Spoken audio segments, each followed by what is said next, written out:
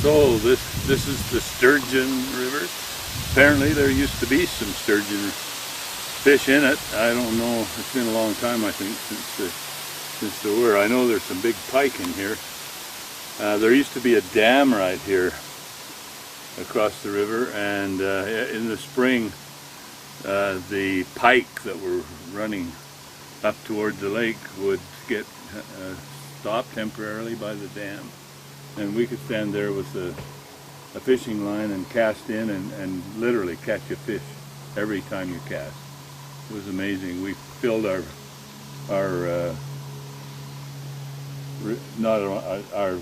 cooler with fish, and finally we got so sick of eating them that we stopped catching them. It was we moved on to gophers, I think. Yeah, gophers.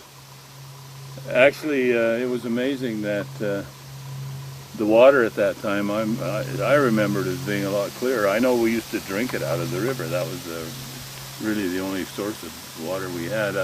We eventually discovered a spring over in the far corner of the property, over across that pond there.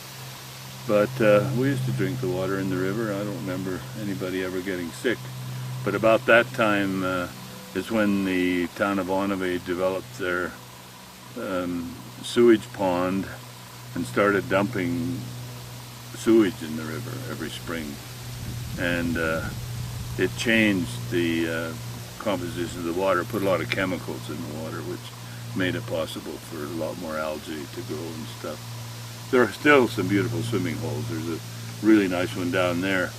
It's about 20 feet deep, and springs come up in the bottom of it. Keep it clear and cold.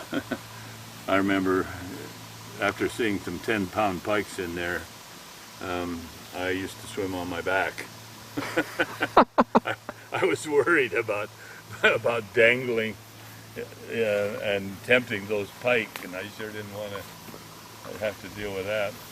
There used to be another nice swimming hole up there where that beaver house is, and then there's a bend up around the corner, and there's another really deep hole where a spring comes in and keeps that cleaned out. Okay.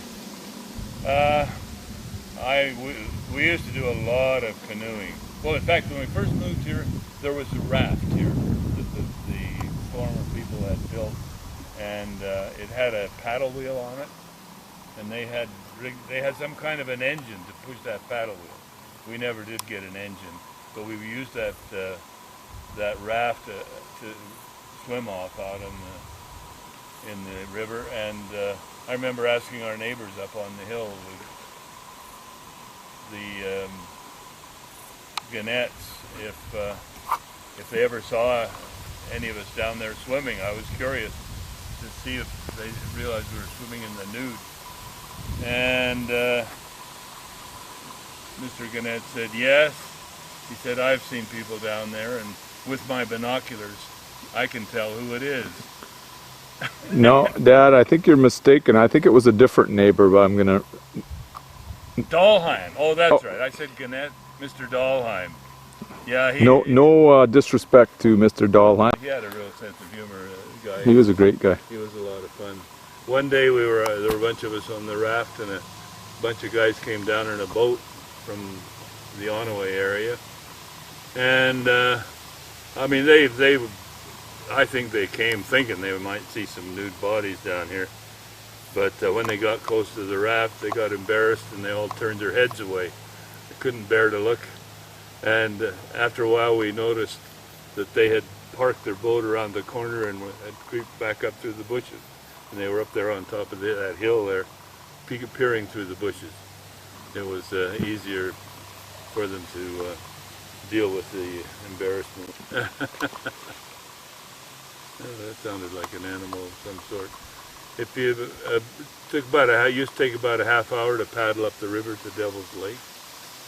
You had to know which channel to take, because there were several false channels that ended just in the bulrushes up that way. But once you knew which channels to take, it was a very pleasant paddle to get up there. And of course, Devil's Lake is very clear and clean, and a nice place to be boating.